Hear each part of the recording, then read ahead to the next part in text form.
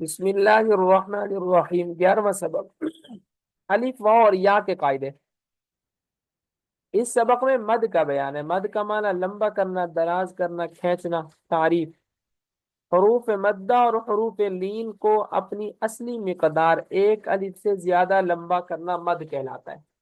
ایک تو ان کی اپنی اصلی لمبائی ہے نا، وہ تو ایک الف کے برابر ہے، لیکن اس سے زیادہ لمبا کرنا یہ مد کہلاتا ہے۔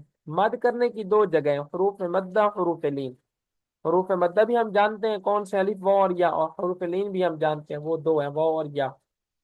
فرق یہ ہے کہ واو اور یا ما قبل مفتوح ہو تو لین کہلاتے ہیں، واو ما قبل مضموم یا ما قبل مکسور ہو تو یہ مدہ کہلاتے ہیں۔ مد کے اسباب، مد کے تین اسباب ہیں: حمزہ، سکون، شد۔ یعنی یہ تین سبب جہاں ہوں گے وہاں مد ہوگی۔ آگے اس کی مثالیں بھی آ رہی ہیں۔ مد کی مقدار، مد کی مقدار تین قسم کی ہیں: قصر، توسط، طول۔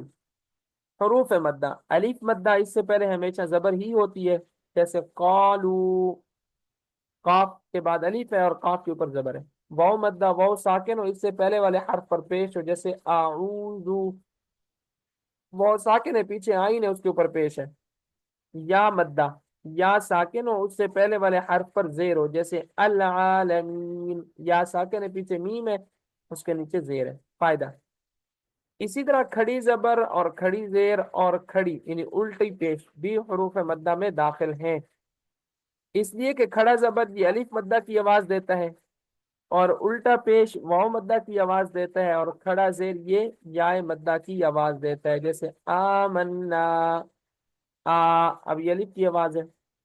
ایلافہم، ای، یہ یا کی آواز ہے۔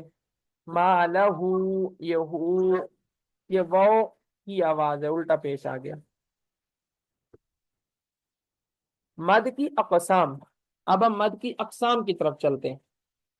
مد اصلی، مد فرعی۔ مد کی کتنی اقسام ہے؟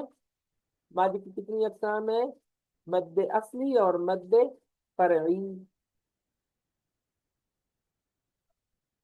اصلی کا معنی جڑ اور بنیاد، اصل، اصل کا معنی کیا ہے؟ جڑ اور بنیاد۔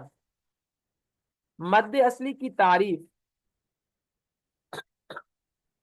مد اصلی کی تعریف: حروف مدہ کو اپنی ذاتی مقدار ایک الف کے مطابق کھینچ کر پڑھنا، جو کسی سبب یعنی وجہ پر موقوف نہ ہو اور اس کے ادا ہوئے بغیر حرکت کی ذات ہی باقی نہ رہے، جیسے نوحیہا۔ اب دیکھیں ہا یا ہی، اس کو ہم نے اپنی مقدار کے برابر پڑھا، نوحیہا۔ اگر ہم نہ پڑھیں تو یا باقی نہیں رہتی، نوحیہا، نوحیہا۔ اب دیکھیں یہاں یا پھر باقی ہی نہیں رہتی۔ حکم: اس مد کا ترک شرعن حرام ہے، اس لیے کہ قرآن مجید کا ایک حرف کم ہو جاتا ہے اور یہ غلطی لحن جلی کہلاتی ہے۔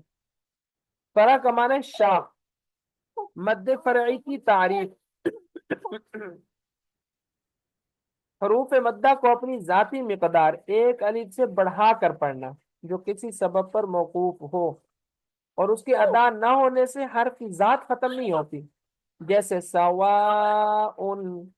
اب دیکھیں واو کے بعد الف ہے، ہم اگر اس الف کو زیادہ لمبا نہیں بھی کرتے تو الف ختم نہیں ہوتا، سواء، سواء۔ اسی طرح سوء، سوء، سوء، اس کی اپنی مقدار جو ہے وہی ہم پڑھ لیں اس طرح سے ہے۔ حکم: اس مد کا ترک شرعن حرام تو نہیں ہے مگر موجب گناہ اور مکروہ ہے، یعنی اس کو بھی چھوڑنا موجب گناہ ہے، مکروہ ہے۔ حضرت عمر بن عبدالعزیز رحمہ اللہ کے بارے میں آتا ہے نا کہ وہ ایک مسجد میں گئے تھے، انہوں نے وہاں پر ایک آدمی کو دیکھا، وہ قرآن مجید کی تلاوت کر رہے ہیں۔ جب وہ سورۃ الفاتحہ پڑھتا ہے تو ولضالین، یہاں واد کو وہ لمبا نہیں کرتا، تو وہ واپس آئے تو بہت پریشان تھے، تو انہوں نے کسی سے کہا کہ مجھے یہ پریشانی ہے کہ اگر ہم نے حروف کے جو علامتیں ہیں کہ کس حرف کو لمبا کرنا ہے کس کو لمبا نہیں کرنا یہ نہ لگائی تو عجمی لوگ قرآن مجید کو بہت غلط پڑھیں گے۔ تو پھر انہوں نے یہاں سے پھر باقاعدہ آغاز بھی ہوا زیادہ وضاحت کے ساتھ حروف کو مکمل کرنے کا۔ حکم، اس مد کا ترک شرعن حرام تو نہیں ہے مگر موجب گناہ اور مکروہ ہے۔ مد فرعی کی اقسام، مد فرعی کی 9 اقسام ہیں۔